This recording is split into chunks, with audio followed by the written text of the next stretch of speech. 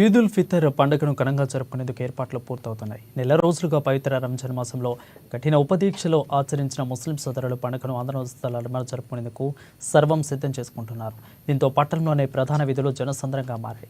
అటు పండుగ రోజున ఉదయం ముస్లిం సోదరులు సామూహిక ప్రార్థనలు జరిపి ఈద్గా మైదానంలోనూ ప్రయాంతరంగా ఏర్పాట్లు సిద్ధం చేస్తుంది.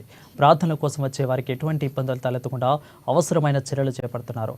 శానిటరీ ఇన్స్పెక్టర్ నరేందర్ పల్తియా విభాగం అధికారులతో కలిసి ఈద్గా మైదానంలో జరుగుతున్న పనులను పర్యవేక్షించి సిబ్బందికి పలు సూచనలు చేశారు. ఈ సందర్భంగా శానిటరీ ఎస్ఐ నరేంద్ర మాట్లాడుతూ ముస్లిం సోదరులు సామూహిక ప్రార్థనలు జరిపేందుకు అన్ని ఏర్పాట్లు పూర్తి చేస్తున్నట్లు తెలిపారు.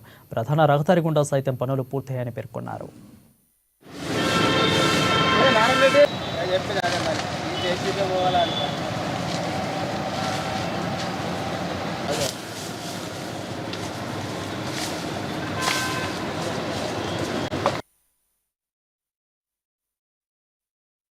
చేసినావా